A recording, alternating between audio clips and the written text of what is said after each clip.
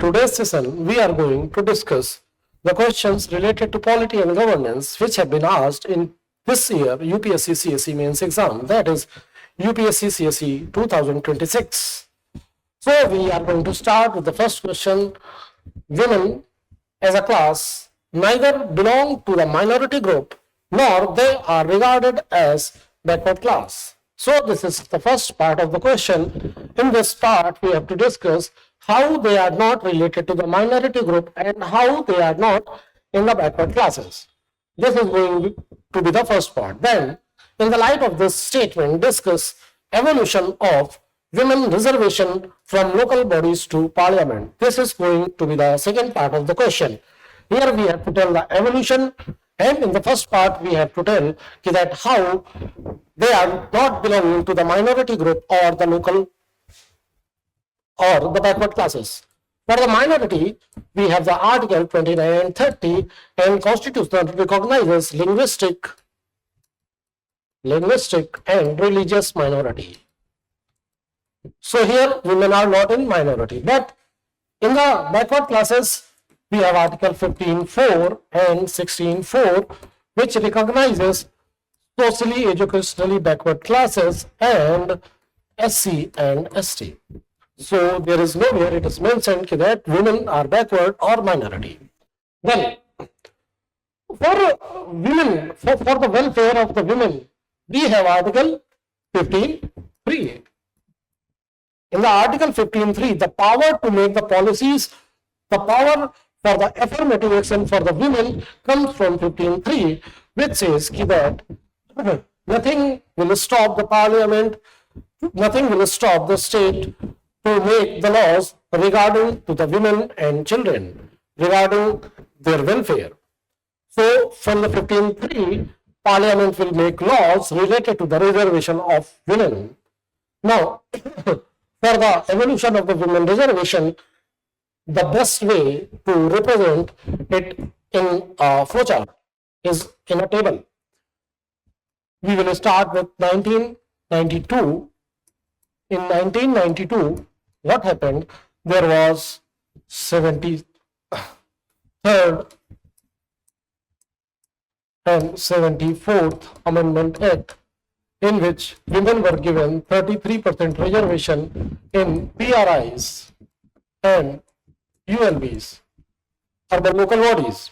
And today we can see that in more than 20 states, women have 50% reservation. Now next, from 1996 to 2010, in the parliament, the reservation of women in Lok Sabha and Vidhan Sabha, it was put 5 times in the parliament, but this bill was lapsed. This bill was not passed. Then in 2023, Parliament came with the 106th Constitutional Amendment Act, which gave the 33% reservation to the women in Lok Sabha and legislative assemblies. Then in April 2026, there was notification for this reservation. Then in April 2026 itself, Parliament came with the 131st Constitutional Amendment Bill, which was not passed by the Parliament, to materialize the reservation of the women. This is how we can show the evolution of the women, and accordingly we can conclude the answer. Now, next question. Examine whether constitutional office of the Lok Sabha Speaker has become vulnerable to the partisan politics under the current anti-defection law. So this is the first part of the question, where we have to examine the role of the Speaker because of the anti-defection law, whether he is biased or not. What institutional changes are required to ensure the neutrality of the Lok Sabha Speaker in managing a polarized house? So here we have to give the suggestion in the second part that how we can ensure that a speaker is neutral. So for the first part, we are going to start with the 10th schedule. Here, the power to decide defection is with the speaker, with no time limit. There is no time limit to decide the defection. Now, we are also going to tell that who is going to be defected. If someone is defecting, if defection is of the 2/3 of the entire party, then there is no anti-defection. No anti-defection. But if a person contested election from one party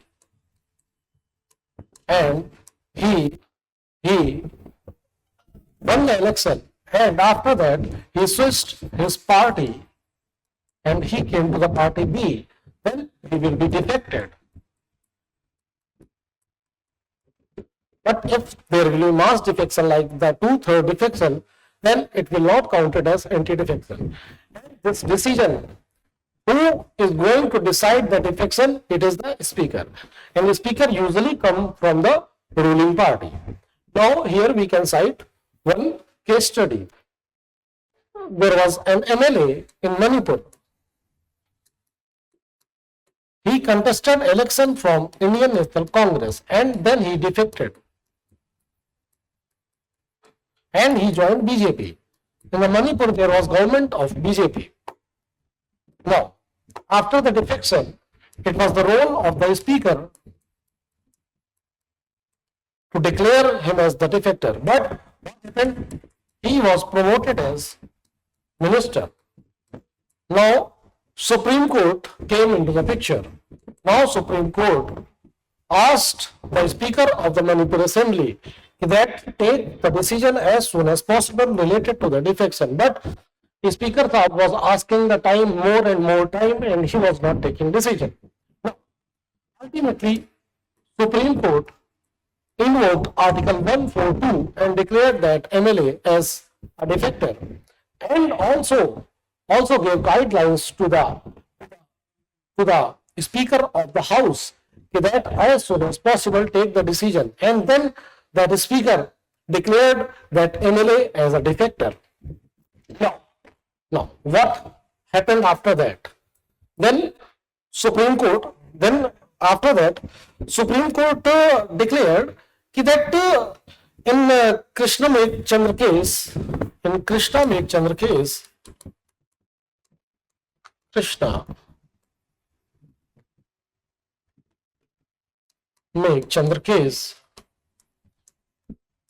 Supreme Court gave the direction to the speakers that now you have to decide defection within the limit of 3 months. So this is how we can tell the role of the speaker in the House. Then we have to suggest some measures so that our speaker should be neutral. For the suggestion, we can suggest that first and foremost, this role of the adjudication, first and foremost, role of adjudication under 10th schedule should be transferred to tribunal, a tribunal. Now there will be impartiality and this tribunal will be independent tribunal. So we transfer this role of the adjudication from the speaker to the tribunal. First this. Then we can also adopt the practice that is followed in UK. Once a speaker, always a speaker. And when the speaker will be elected, then he will resign from his party. And he will independently work as a speaker. Then there will be neutrality. Then in the next tenure, the practice that they follow in the UK, no one is going to contest election against him on that seat. So he will come to the House, he will be elected to the House unopposed, and again he will become the speaker. We can follow this practice also. Then we can also follow the practice of VS page committee. We can also follow the suggestion of VS page committee, and VS page committee suggested similar approaches that have been applied in UK to make the speaker neutral. Here, because speaker is a party member, so it is very difficult to remain neutral, because in the morning you are saying act like a party member, in the evening you are saying act neutrally, and then you are surprised whenever he is doing some decision. So here, this is how we can tell some of the suggestion. हमने 2 suggestion बता दिए, 3 suggestion बता दिए, and that will be enough for 10 mark. Next, देखते, right to privacy relating to the self identity is very dear to every human being and well protected under Article 21.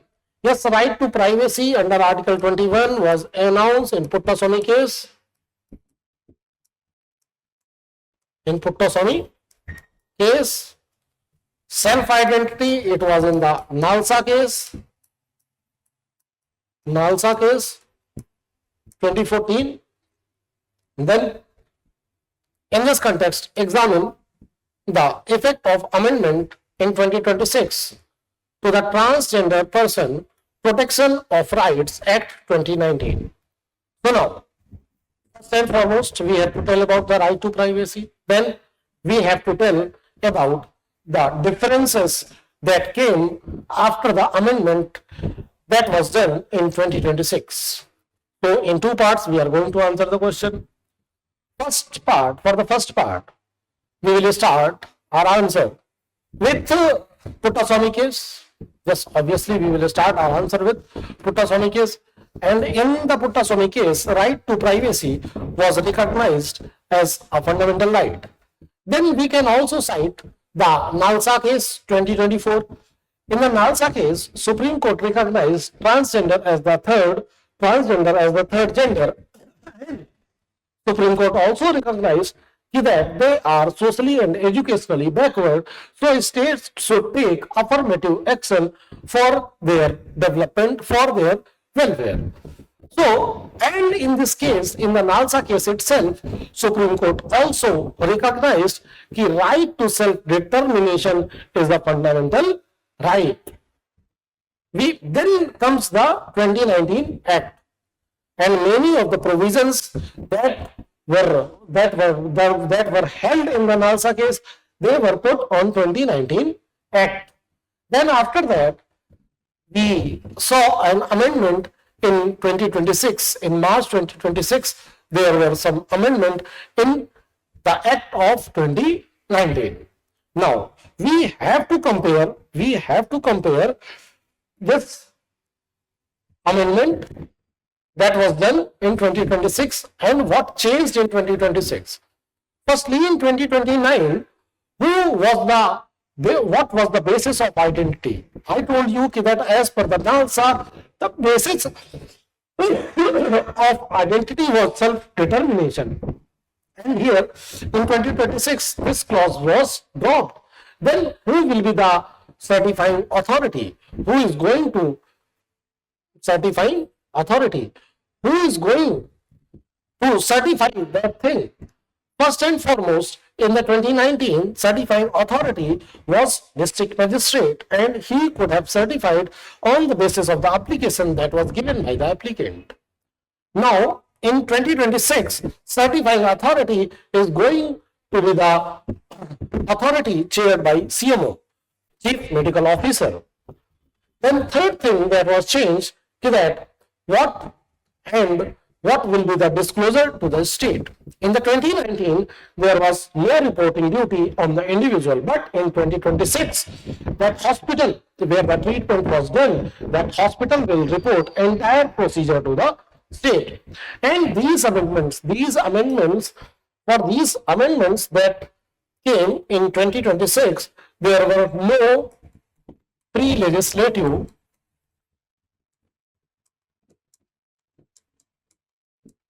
There were no pre-legislative discussion. And that bill was hardly discussed in parliament also. And here in this bill, there was no involvement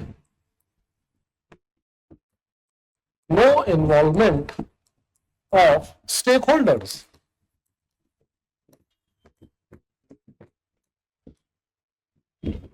Now, whatever was said in the Nalsa case, that have been done away with this bill.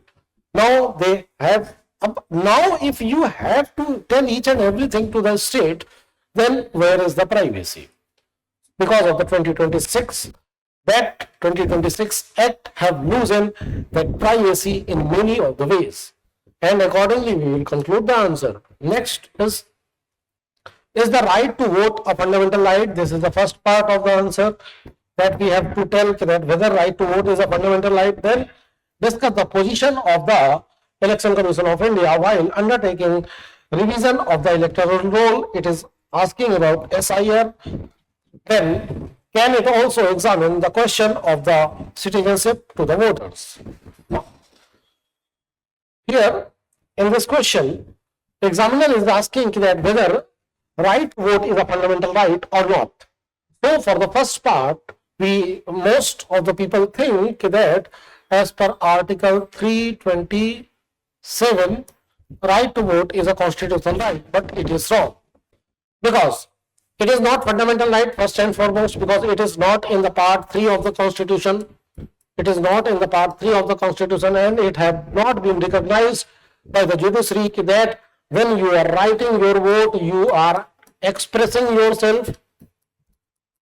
You are expressing yourself when you are casting your vote, but till the date Supreme Court have not recognized this vote as the expression of your rights.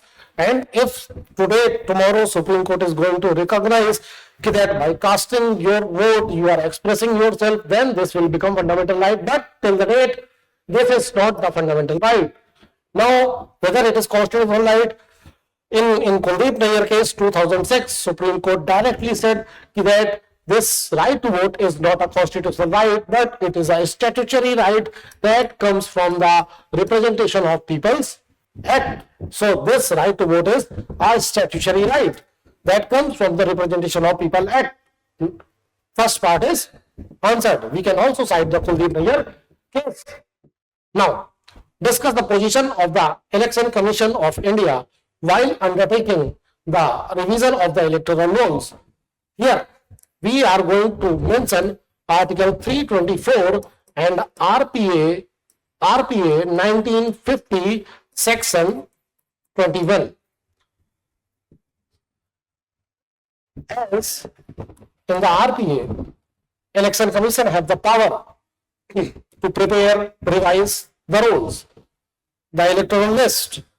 So, and that power is a plenary power. Like in 142, Supreme Court have the power to provide the complete justice. In the same way, in 324, Election Commission have the power to conduct election in fair and transparent, free, fair and transparent manner. As per the Article 324, have the free, fair and transparent election, Supreme Court have very broad powers as per Article 324, and when we read Article 324 along with the Section 21 of the Representation of the People Act, with that this Election Commission have the power to undertake revision of the electoral rolls. And recently there was a case related to ADR versus State of Bihar. ADR, and this case was related to State of Bihar, the special intensive revision that was being done in Bihar, that was challenged in the Supreme Court. And in this case, in the ADR case, Supreme Court held that Election Commission have the right and have the power to revise the electoral role, and that power flows from Article 324 of the Constitution and Section 21 of the Representation of the People Act. Now, the last part. Can it also examine the question of citizenship of the voters? Now, can it also examine the citizenship of the voters? To become a voter, the first and foremost condition is that you should be 18 years and you should be the citizen of India. If you are not a citizen, then you will not get the voting right. Your name will not be electoral list. So to ensure this thing that you are citizen of India, so election commission can examine your right of citizenship, whether you are citizen or not. Election commission can also ask the document.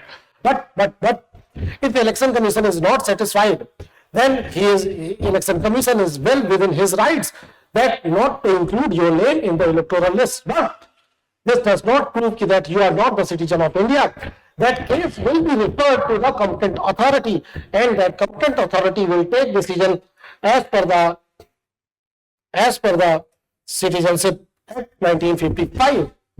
From that, it will be proved that whether that person is citizen or not. So, Supreme Court also said that this election commission have rights to examine the citizenship, of voter for the purpose of only entry in the electoral rolls, but not for the purpose to declare whether that person is citizen or not. That matter will be referred to the competent authority that will take decision under the Citizenship Act 1955. So, this is how, with the proofs, with the acts, we are going to answer this question. Do constitutional bodies like National Commission for SC, National Commission for ST possess adequate enforcement power to secure substantive social equality, suggest measures to enhance their institutional effectiveness? Here it is asking about, do NCSC and NCST have the power to adequately enforce, secure substantial social equality? So there is two types of social equality. One is procedural social equality, another is substantial social equality. In the procedural social equality, there will be laws and those things are written that this is the process. So this is how there will be procedural equality, procedural social equality. Like in Article 17, we have abolished the untouchability, but still untouchability is being followed in some places of India. So in India, we have procedural equality in the form of Article 17. In the form of Article 17, we have eliminated untouchability procedurally. But whether the impact is substantial, it means what is the outcome? Whether that impact is being felt by the people, that is meaning of the substantive social equality. Now, NCSC and NCST, they have the power of the civil court. They can summon the people. They can ask the evidences. They can ask the papers. They can also punish the people. But whether they can enforce the things, enforcement,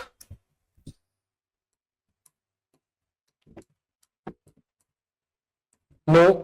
Whether they can punish for the contempt, no, they cannot punish for the contempt. उन्होंने order दिया, order माना ही नहीं गया, तो they cannot punish for the contempt.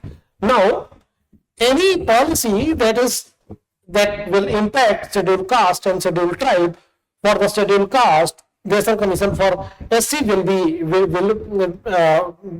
National Commission of SC. What it will do? National Commission of SC will recommend certain things, and for the ST, National Commission of ST will recommend certain things. So here, these both of the commission are of the recommendatory in nature. Their advices are not legally binding on the government. Second thing, they can only give the suggestion. Their advice will not be binding. Now, another thing is that his report will be put on the parliament. And who will put that report on the parliament? Who will put that report on the parliament? He will submit the report to the president. And then president will put that report on the parliament. Then parliament do the discussion that why the advices that were given by the National Commission of SC and National Commission of ST were not accepted.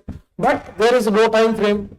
There is no time limit over the president that when he is going to put those report on the floor of the parliament. So this commission don't have that much of the power so that it can ensure the substantive social justice or substantive social equality in the society. Now we have to, and again he don't have the functionaries भी नहीं है इसके पास act करने के लिए.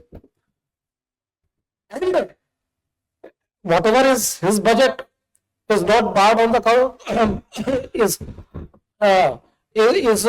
not barred on the funds of the parliament. No. Now we have to give also suggestion that how we can ensure its effectiveness. Now here we can say that there should be some time limit. Then if the advices that are given, recommendations that are given by the National Commission of SC and ST, there should be proper explanation that why those advices are not followed. Then he should have some enforcement mechanism. He should have power to punish for the contempt. Then he should have its own functionaries. Then only we can ensure that it will have enough power for the substantive social equality. So this is how we are going to answer this question. Next is analyze the advantage and limitation of the generalist structure of Indian civil services in the contemporary governance. Now this question is related to generalist nature of the civil services, and we have to also tell about the lateral entry in this question. You can say specialist type of people. So for first and foremost we have to tell advantages क्या है. Then we have to tell also limitation of generalist structure of the Indian civil services, and we can also give some suggestion for our Indian civil services. Now because they are generalist, so we can say that they are jack of all trades. This is how we can start our introduction. And we can also tell that expert from the field of the technology, from the field of the medicine and environment and finance, they come with that knowledge that is required, that is special knowledge that is required for the efficiency. We can also tell that thing. Now here we can also tell that this lateral entry, it fills the gap between the knowledge and the skill. क्योंकि skillful तो ये है पर domain expertise नहीं है. So we can also tell that thing. We can also write that thing.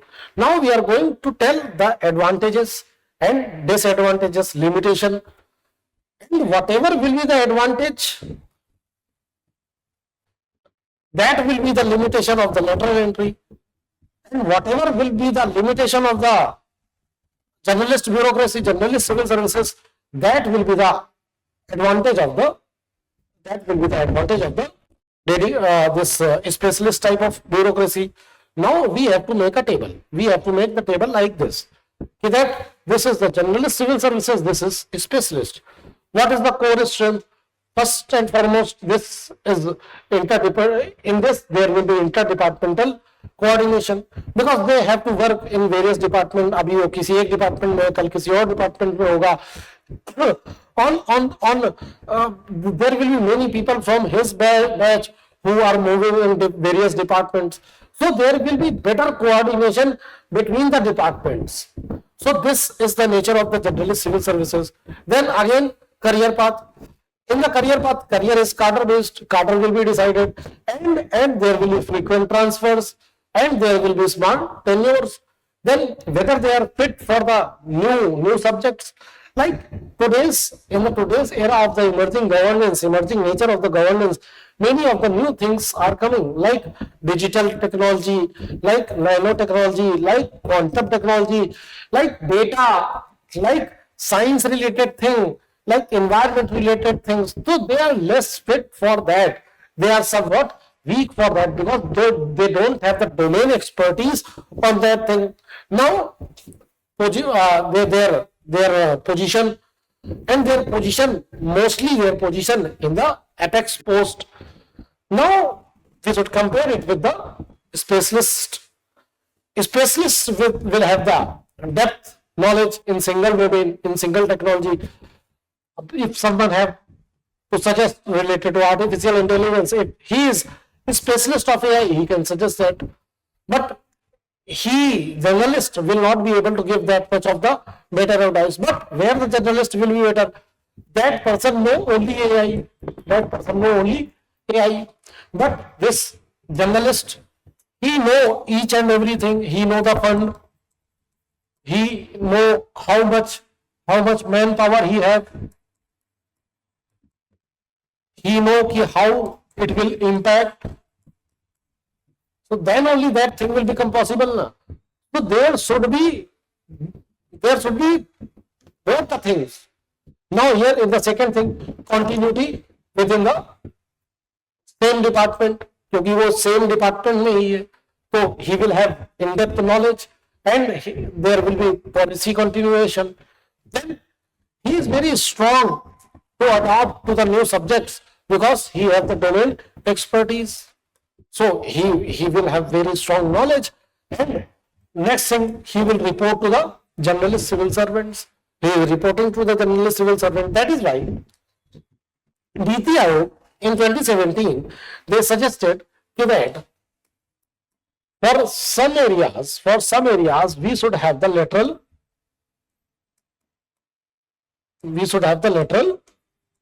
entry so that experience from the private sector can come to the government department and there should be more efficiency in the government. So this is how we can write this answer. Next is discuss the position of the governor in the federal polity of India. What is the nature of his power while giving assent to the bill passed by the state legislature? Is he bound by aid and advice of the Council of Ministers in all his functions? So now, here we have to tell about the power of the governor. Governor has the power to assent the bill, to send that bill back to the ministry, and if that ministry is passing that legislature is passing that bill again, then governor have to sign. Then governor have also power to reserve the bill under Article 200 and 201. And those bill which is being reserved by the governor, that is in his discretion. Here he don't have to follow the advice of the Council of Ministers. Now we should also quote some case related to the governor. Like there was a case in this year itself, Governor of Tamil Nadu versus State of Tamil Nadu or Government of Tamil Nadu. In this case, the two-judge bench decided that governor is bound by the advice of the Council of Ministers, and governor have to take the decision within 3 months. Even president have to take the decision within 3 months. Then, and if you are not taking decision, then the state can go to the court, and he can file the application. Then Supreme Court will invoke Article 142 for the complete justice, and those bills which are not signed by the governor, they will be deemed as passed. This was the decision, and the 3-month time limit was decided in this case. Then recently, President Draupadi Murmu ji, they ask they ask the Supreme Court opinion under the Article 143. So she went for the presidential reference that whether court can bound the governor and president for signing of the bill.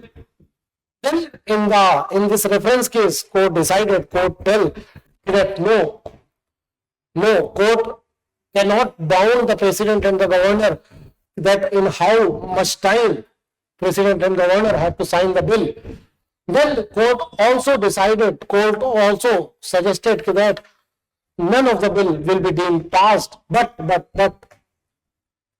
governor should sign the bill as soon as possible. But because of this presidential reference, whether the decision that was given in the governor of Tamil Nadu versus state of Tamil Nadu case, whether that decision diluted, no. So this is how we are going to answer the question. So हमने बता दिया कौन सी power है, सब कुछ बता दिया. Next, what is meant by the judicial legislation? In this context, discuss the verdict of the apex court allowing passive euthanasia and the living will. Now, judicial legislation. When judiciary make laws, that is judicial legislation. But in India, we have the separation of power. And here we have the judiciary, we have executive, we have legislature. So legislation is the work of the legislature. But when there will be legal vacuum, judiciary will give some guidelines. Judiciary will give some guidelines to fill this legal vacuum. For example, there was Vishakha guidelines.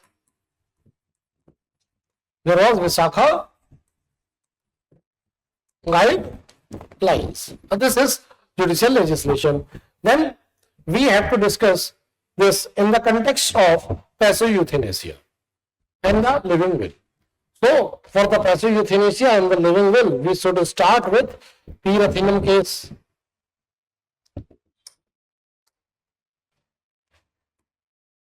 In P.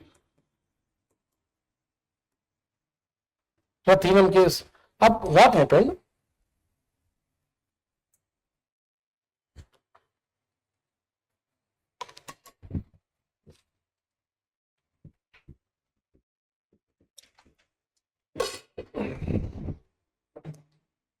In P. Rathinam case, Supreme Court said that right to die is a fundamental right. Then in Gyan Kaur case, Supreme Court overruled this decision.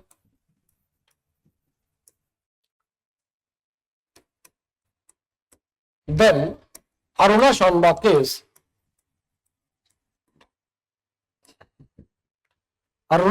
case, Supreme Court decided that passive euthanasia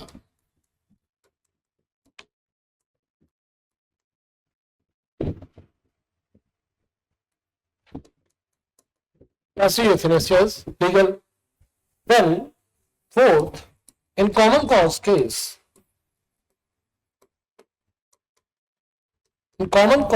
versus Union of India case, Supreme Court decided that yes, along with the passive euthanasia, a person have right to die with dignity. Right to die with dignity. Along with that, he can write the living will. So, this is how Supreme Court evolved the euthanasia in India. Then recently, there was a case, Harish Rana case. Harish Rana case. And Supreme Court reiterated the same thing. So this is how we can show the evolution of euthanasia in India, of passive euthanasia and living will. And we can conclude this answer by writing that this thing, euthanasia, is decided on the best interest of the person, not on the willingness of death, but on the best interest of the person. Supreme Court will decide about the passive euthanasia. So this is how we will complete the answer. Next, examine how separation of power is practiced in India compared to the rigid separation of power, rigid presidential model of United States of America. In this context, compare the actual authority of Indian Prime Minister with that of the President of the USA. So here we have to compare the separation of power in USA and in India, and what India follows, and we have to compare the Prime Minister and the presidential power. So here in India we have the separation of power between the judiciary, executive and legislature.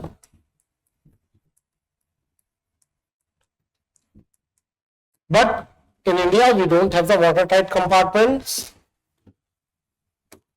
In India, instead of the watertight compartments, we follow check and balances, because check and balance is the natural corollary of the separation of power. Here, why we do not follow the strict separation of power? Because the members from the legislature will come to executive. The minister should be the part of the executive. So this is the violation of the separation of power in India. Then, who is the head of the state? President. And president is the head of the executive also. Then, judiciary, when president and vice president both are not available, then Chief Justice of India will become the head of the state. Then, legislation. Then, sometimes legislature also do the adjudication role.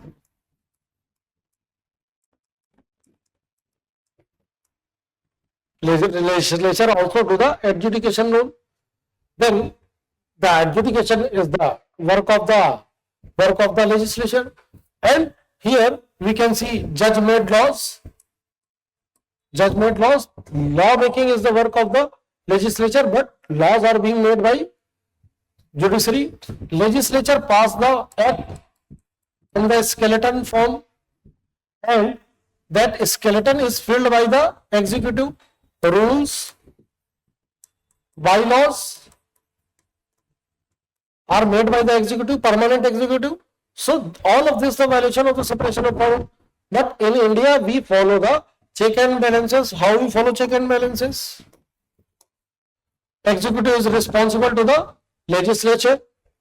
Here, now, executive appoint the member of the judiciary, and judge can be impeached by the legislature, and judiciary can declare any law as the ultra virus, and judiciary can declare any executive action as the ultra virus. So this is how each organ have check on the another organ. We have to make this type of a diagram. And in USA, by the first, second and third article of the USA and 8th Amendment of the USA, we have the rigid separation of power between the Congress, judiciary and president. President is the head of the state and head of the government both. In India, Prime Minister is the head of the government and President is the head of the state. And in USA, none of his cabinet member of the President comes from the Congress. So the biggest you can say the biggest eligibility in India to become the minister is the biggest ineligibility in USA. Then we can also compare other things like whether president can initiate any law, any bill in the Congress. Nahi, but in India Prime Minister initiate the laws, and over there in USA, president enjoy the 4-year term, complete 4-year term, because he is elected in his individual capacity. But prime minister will remain prime minister only and until the party will enjoy the majority. This is how we will compare this question, and this is how we will answer this question. Then transparency and accountability in the governance are not about controlling the corruption, but about creating a trust of the stakeholders in the policy process by following the rule of law and participatory governance. Now, what are the tools for the transparency? RTI, Citizen Charter, tools for accountability, Lokpal, then CVC,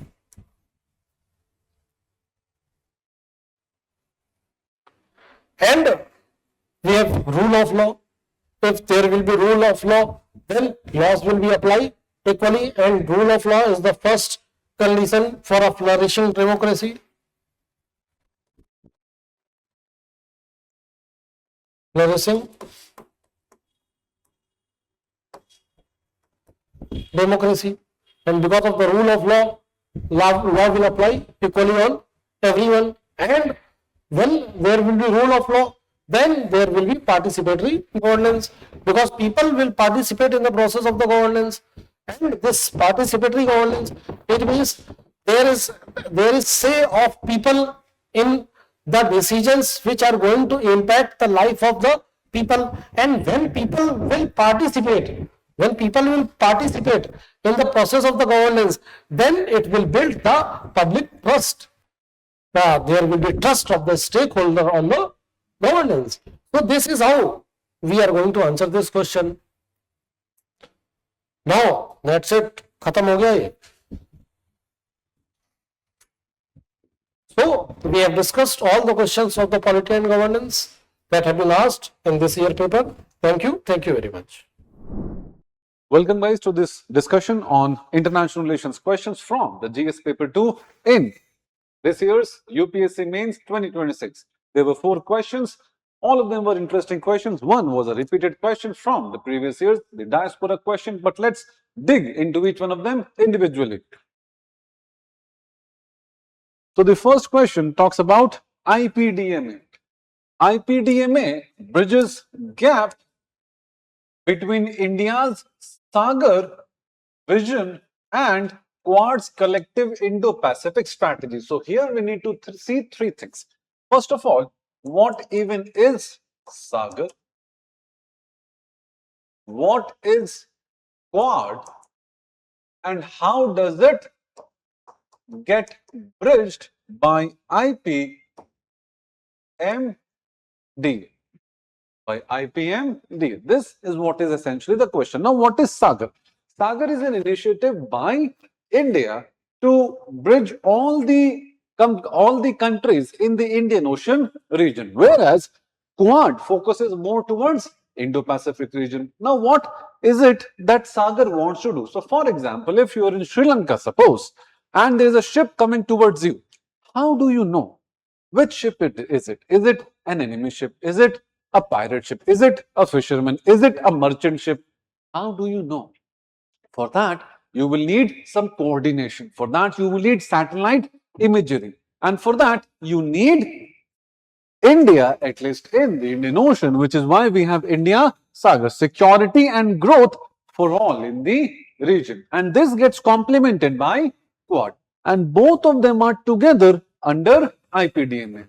So this is where IPDMA bridges both the geographies. But what is the issue? The issue is that IPDMA is helpful. IPDMA is helpful for larger security and cooperation in the region. But what is the risk is the smaller countries such as Sri Lanka, Maldives, they may get sucked into an anti-China grouping. And that is where the conflict of IPDMA comes. That whether the smaller countries would join it or whether they would not join it. And that is the crux of this question. Let's try to understand how were we supposed to approach this question? So what is there? The core idea is Sagar gives the vision, Quad gives strategic scale, because Quad includes all the powerful members, US, Australia, Japan, and US, Australia, Japan, and India. That is what is Quad. And IPDMA provides operational bridge. So IPDMA is the operational overlap. It converts broad maritime principles into shared information, and then it bridges vision and capability gap. Vision कौन आ रहा है, capability to identify who is coming, because they are having higher technology. But it remains a partial bridge because awareness cannot ensure enforcement or wider maritime development, and which is where this aspect comes. How does it bridge? Through security, through growth, and Quad as a public good. So what happens is Quad becomes a regional public good, which is not merely a strategic rhetoric. It is not only existing to counter China, but it is actually helping the other actors in the region, which is how China also became powerful. China also became powerful by helping the others in the region. And then India link. India's existing regional maritime architecture with the Indian Ocean region and Maitri. All of these things. So why it works? Because it converts principle into operational cooperation, but there are limits to this IPDMA. And then you conclude with a balanced answer. It's a strong functional bridge because it translates shared maritime goals into actionable awareness and cooperation. And then, but its success depends on whether it is converted into actual enforcement.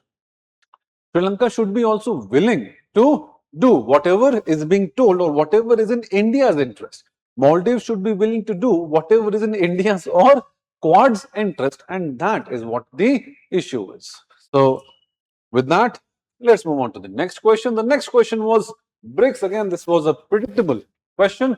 The question is BRICS acts as a powerful counterweight in global governance, actively amplifying the voice and influence of the global south. So here, now try to understand. Explain the role of BRICS in projecting itself as alternative to other groupings. Now try to understand what is happening in the world order. Currently, there is a table at the UN. But who are the big shots? West calls the shots. Who decides the rules, all the rules and regulations? West.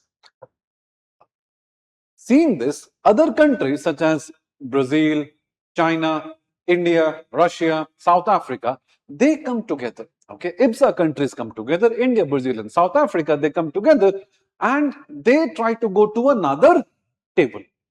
The risk in that table now is, is it genuinely based on democratic principles where everybody will have their voice, or are we replacing one table dominated by one group with another table dominated again by one group? हम सिर्फ किससे dominate होंगे वो change कर रहे हैं, या फिर BRICS is actually a different platform than UN, and that is the real test of BRICS. I hope you got that. Got it? So here it was led by West. BRICS should not be led only by China, and that is the real test of BRICS. Clear? Let's come back and let's try to understand what were we supposed to write in this question. BRICS does not merely seek a seat at the table, it increases bargaining power of the global south. I hope you do understand, by the way, that the global north refers to the West and the global south refers to all the pre-colonial countries, all the countries which were once colonies of the global north. So,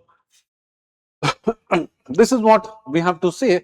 Now, why BRICS matters? BRICS matters because it is nearly 1/5.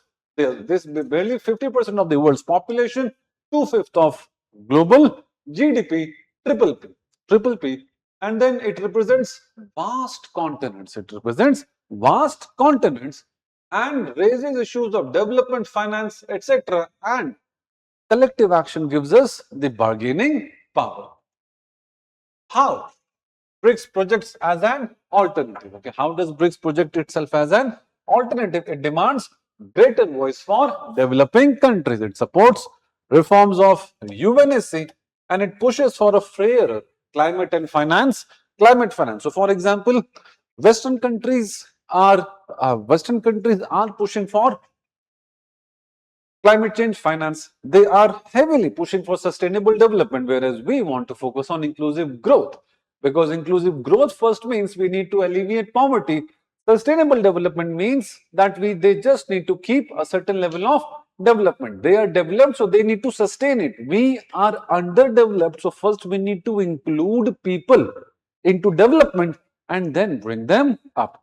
So we do need finance if you want us to give up coal and adopt renewable energy. And that is also where BRICS is putting up its weight. What all does it have? It has New Development Bank, Contingency Reserve Arrangement, then local currency trade and South-South cooperation beyond the Western-led platforms. Now, why recently Saudi Arabia ने भी join कर लिया है? So expansion widens representation and it increases markets, political weight and resources, and it also strengthens BRICS as a larger southern platform. But problem is, bigger size does not automatically create unity. In fact, it may disunite BRICS, and that is what is the issue. Members have different geopolitical interests. India has different interests, China has different, Russia has different. In fact, to an extent, Russia and China also have different interests. For example, how do they want to treat Arctic Ocean? China अपना दबदबा बनाना चाहता है, Russia अपना दबदबा continue करना चाहता है, which means if China has to get more dominance, Russia will have to vacate space for China, and that does create conflict between Russia and China as well. And all of that, then you were just supposed to give a normal conclusion. BRICS is best understood as reformist counterweight, not a revolutionary replacement, because it is essentially happening the same thing. It will also, any big grouping will suffer from similar issues. It just so happens whether you are in the power center or not. And in BRICS, India is in the power center. It amplifies the global south, creates alternative institutions and improves bargaining power within global governance. So this is what is to be written in this question. Next, India's global diaspora acts as a living bridge, as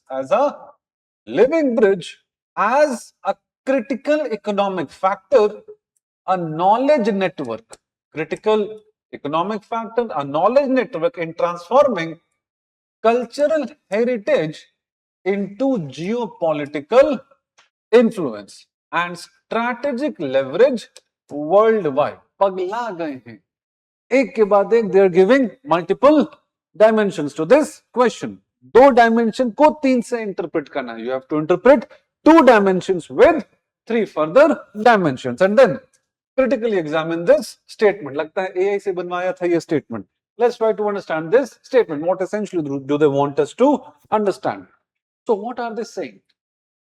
Acts as a living bridge. Suppose you have a cousin.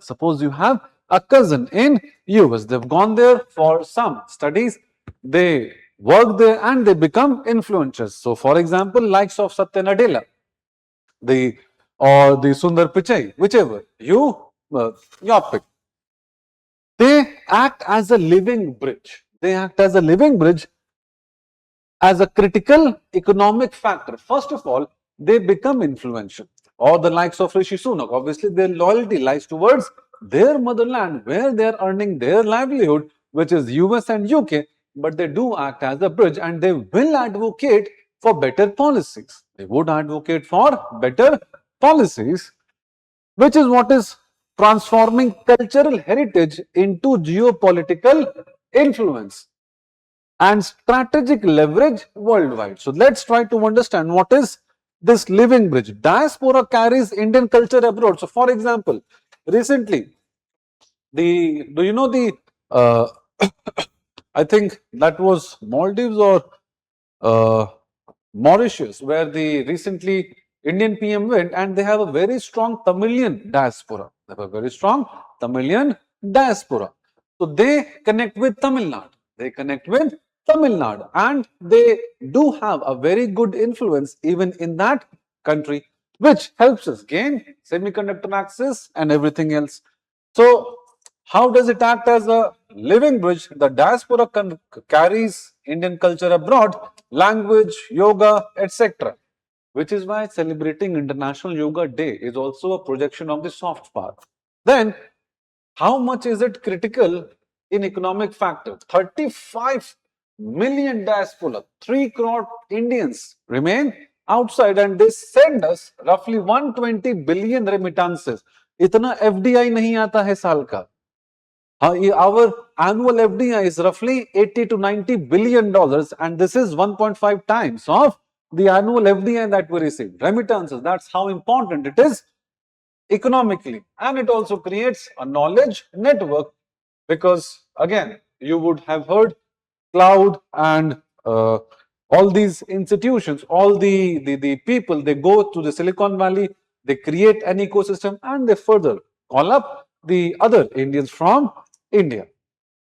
That also helps us create a knowledge network. Then from heritage to political influence, culture creates trust, creates access, creates partnerships, which creates influence. And that is what is strategic leverage worldwide. ये हमें lobbying में help करता है, business activity, mobility partnerships. So for example, how else do you think we have been able to negotiate FTAs with Europe, with UK, wherein despite the heavy anti-immigration wave in Europe, we have been able to achieve that our professionals will have easier mobility in their country. This despite the anti-immigration protest in the West. This is how we have been able to do that. This is the projection of diaspora influence. And then critical examination. So problem is that the diaspora is not united, it is heterogeneous. So there is no collective effort. It is vulnerability of migrant workers. So for example, in Saudi Arabia, most of the low skilled workers have been under some or the other kind of case. There are cases where they have been tortured or they have been harassed in some or the other way. Those cases do need to be taken care of. But another problem is brain drain. The core of our the cream of our generation goes away, and that is an important factor, which is brain drain. So again, it is a two-faced sword. And then write down any conclusion. India's diaspora is a powerful source of soft power, economic linkages, and knowledge networks. Then let's see the last question. China's Belt and Road Initiative has transformed South Asia from a regional space into a theater of great power competition. Analyze the strategic implications of BRI for India's security and regional influence. Let's try to dissect this question. First is, China's BRI has transformed South Asia from a regional space into a theater of great power competition. Why? BRI, what is essentially BRI trying to do? BRI is trying to build multiple ports. BRI is trying to build multiple ports across the Indian Ocean. What does it do? Is it brings India and China at loggerheads. Why? Because strings of pearls versus garland of diamonds policy. And then India takes support of the Quad. India also takes support of the Quad, which converts it from a regional space into a theater of great power competition. So this is what we mean in the first line. Then analyze the strategic implications of BRI for India's security and regional influence in South Asia. So in this context, let's try to understand. So BRI has expanded Chinese strategic presence from South Asia through economic corridors, ports, and infrastructure finance. Essentially, try to imagine it. Your neighbor wanted some infrastructure to be built. Now China comes along and starts building that infrastructure in your neighbor's home. What that does is that brings China into your neighbor and closer to you, and therefore China can influence your neighbor against you, which is what we see in Bangladesh and Nepal currently. That is what we are seeing in Bangladesh and Nepal currently. So, how does BRI change the chessboard? CPEC, Gwadar, Hambantota in Sri Lanka, Nepal, Trans-Himalayan link, and Bangladesh maritime link. All these do create strategic issues for India.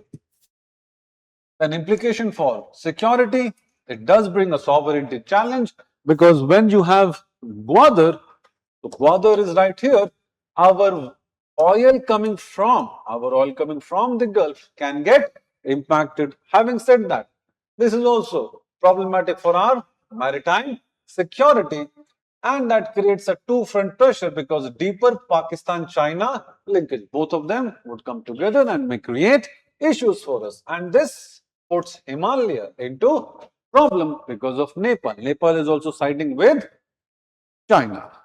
And this has implications for regional influence. अगर threat आएगा तो influence भी कम हो जाएगा. If there is a threat, influence will also reduce. How will that reduce?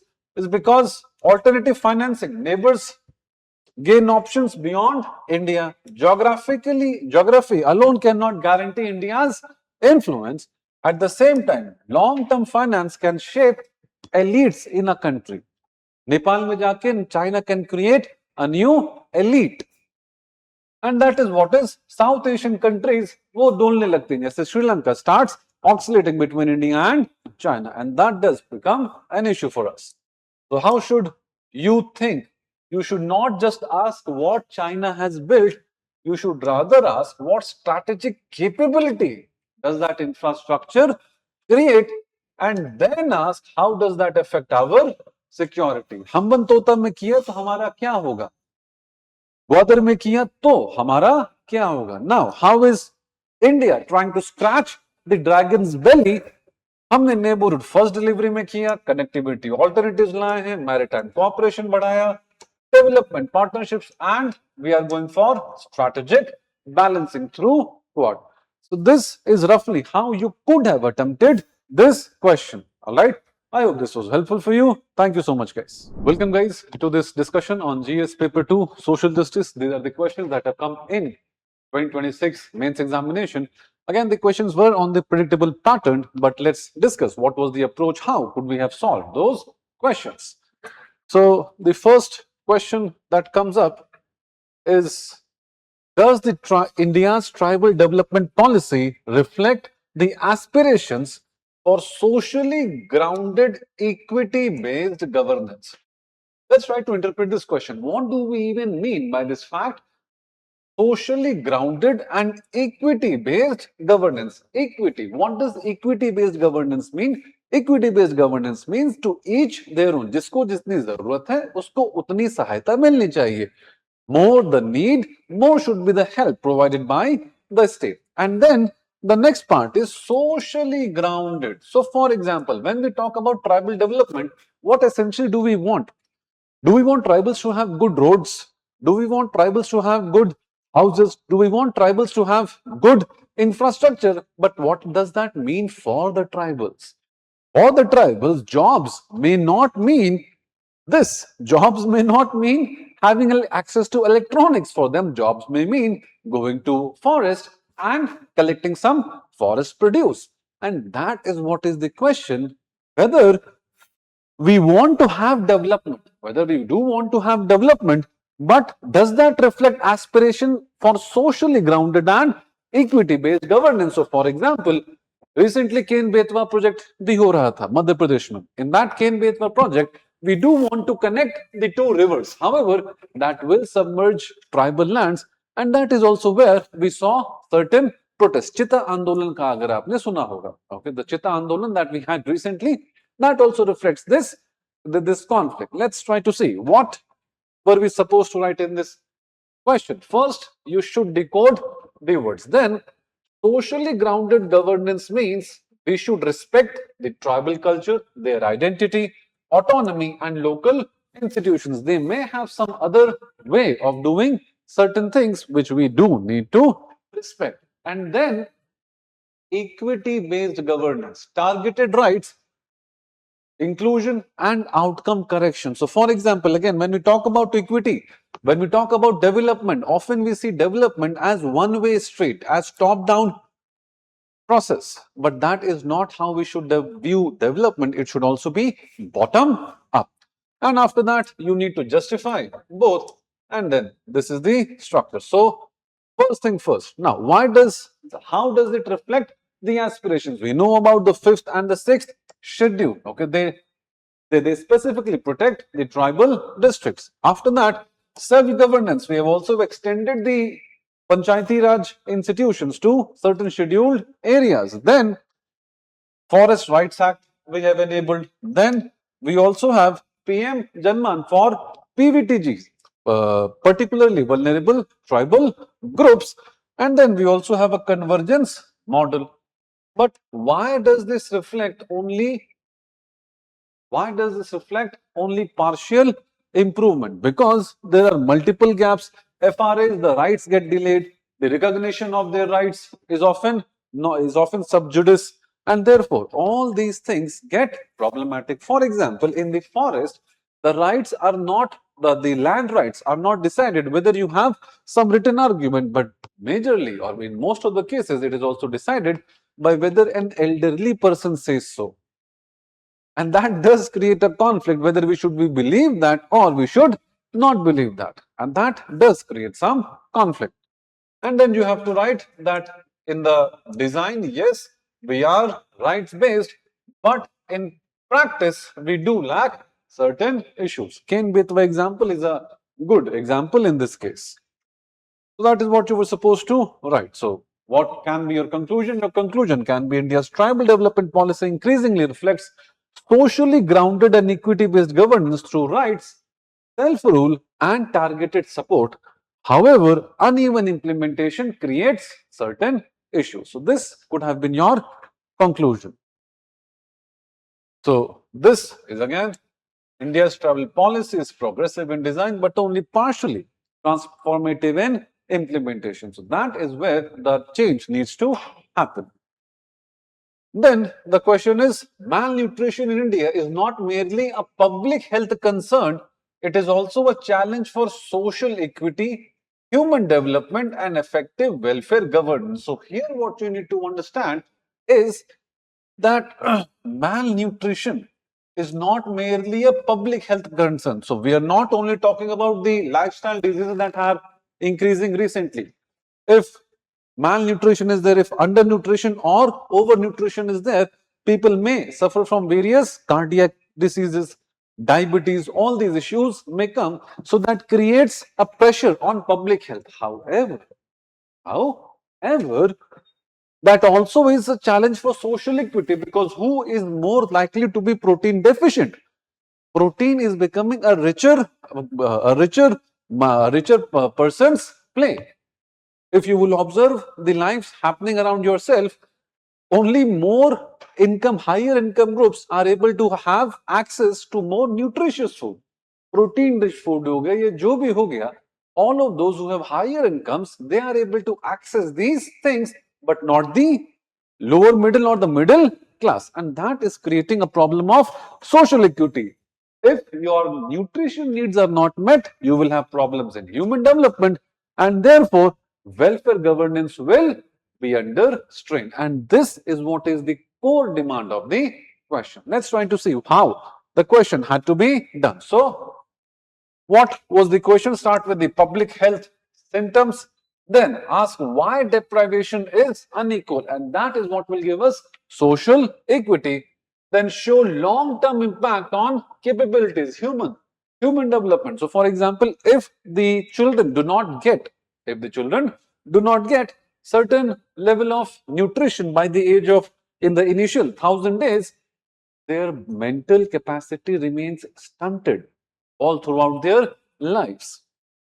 Then ask whether the schemes converge and deliver welfare governance, and then conclude that we have to move away from calorie security to nutrition security. Having said that, let's try to understand. So it is this what we need to understand, that malnutrition in India is a health outcome, but its root lie in inequality and weak service delivery. For example, even midday meals need to be strengthened. Now see, so what is the public health concern? The latest National Family Health Survey, what does it say? It tells us that 35% are stunted and 20% are wasted, while 30% are underweight. This is very, very problematic. Anemia in women and children is increasing. More than 60% of them have anemia, and this shows the immediate burden on child survival. Okay, if our women are not healthy, obviously the children also will not be healthy.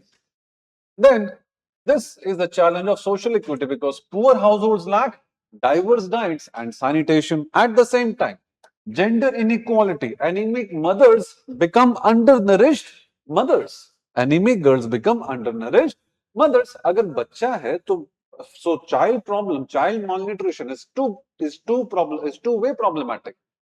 The girl child will go and become undernourished mother, who will create another generation of undernourished children, and that becomes a generational problem of social equity. And this is what we need to understand. So rural problem, and this is why malnutrition reflects unequal life choices. This becomes a human development challenge. Early malnutrition weakens cognitive abilities, it reproduces poverty across generation and lowers future productivity. Then this is where is the real test of governance. So far we are focusing only on the grain support. But nutrition support depends on multitude of factors, not only food. It has to be health, it has to be through sanitation and water as well. And then we have PM Poshan, just name certain Poshan tracker, name certain steps taken by the government, and then highlight the implementation gaps, and then write down a balanced conclusion. Malnutrition in India cannot be reduced to a health statistic. It is a mirror of social inequality, a brake on human development, and a test of whether welfare governance can convert economic growth into equal human capabilities. All of these words are from the question. All of these words are from the question, and this is a technique that you should also apply. You should use the words from the question in either conclusion, introduction, and during the entire answer. Then let's look at the third question. The question says, can the constitutional mandate of rights-based welfare be effectively realized in the context of non-integrated governance and minimal public investment? I'll explain it to you in simple words. For example, imagine you have given right to education to children, but when they go to school, they do not have classrooms, they do not have tables, they do not have teachers, and they do not have even boards, which is why you have given the rights to them, but have you given integrated governance and public investment? And that is what is the challenge in this question. So again, let's reinterpret this question. Can the constitutional mandates of rights-based welfare, Manrega, NFSA, right to education, be effectively realized in context of non-integrated governance? So for example, we have given right to food and we do have surplus food in the nation. Still a lot of people sleep hungry stomach. Why? Not because they do not have the right. We have given the right, but we have not given them integrated governance. And we have not invested in the infrastructure to reach last mile connectivity, which is what One Nation, One Ration aims to do. In this context, let's try to understand. So you will mention a few rights, then you will talk about that these ideals are operationalized through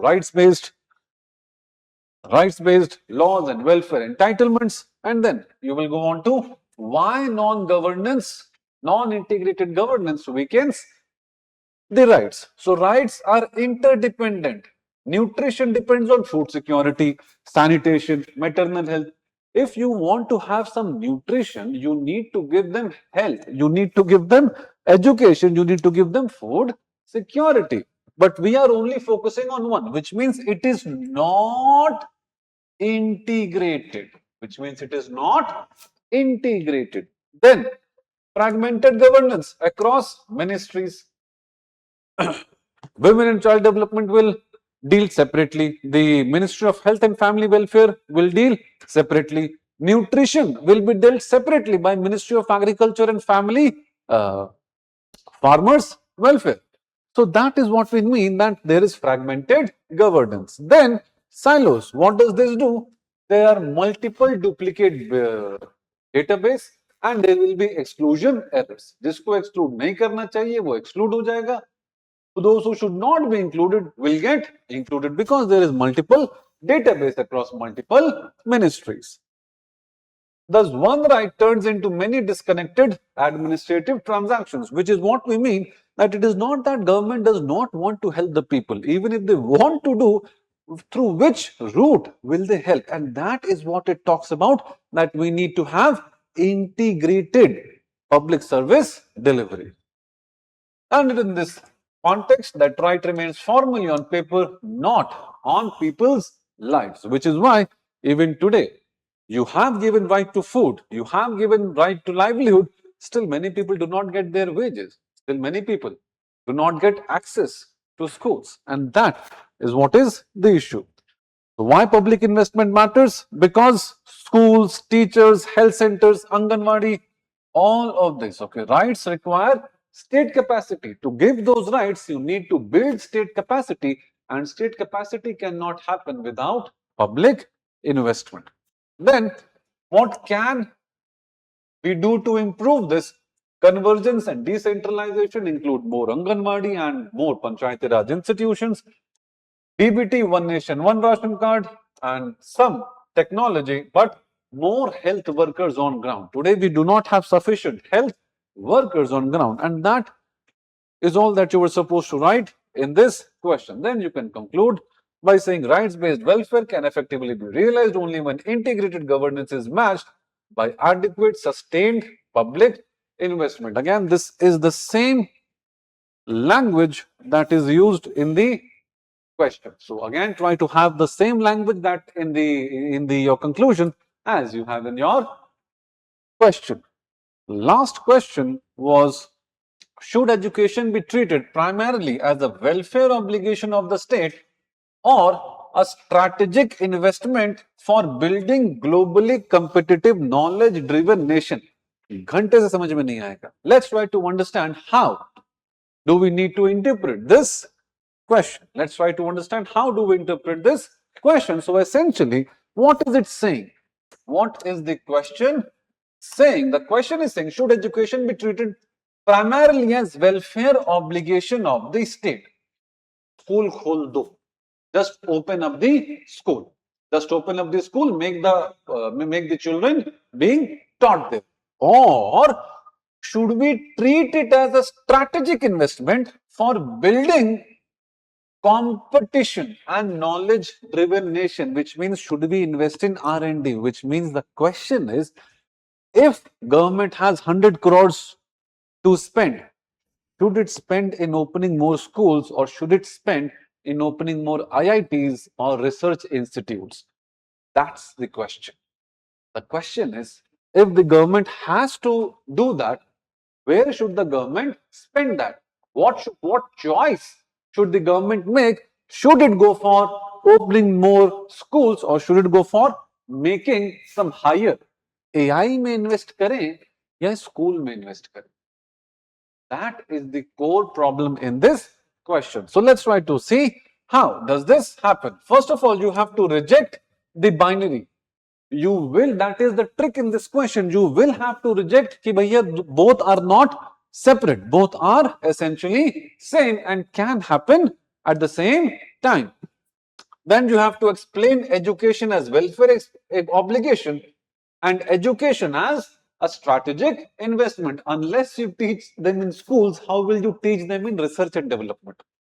Unless you teach them in school, how will you teach them in research and development. Even if you invest in AI, if your population does not have proper schools, how will they use AI? And that's where you have to reject this binary. All right. Critically evaluate both extremes and then conclude with a balanced synthesis. So let's try to understand education as a welfare obligation. Article 21A promotes equality by reducing exclusion, blah, blah, blah.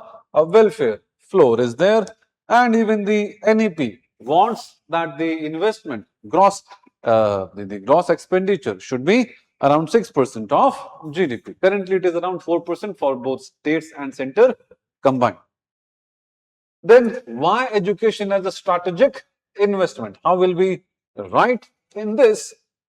Education converts demographic scale into productivity, foundational learning strengthens, and university and scaling. So all of that invest, all of that bring or take us forward. For example, if we do not invest in AI or semiconductors today, if we do not invest in AI or semiconductor scalings today, in future we will be dependent on other countries and we will not be truly Atmanirbhar. So that is why education is also a strategic investment. We need to create skilled labor in semiconductors, in AI, in 3D printing.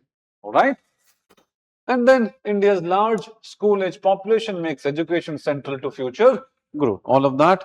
And then write down a critical evaluation if it is treated only as a welfare and if it is treated only as an investment.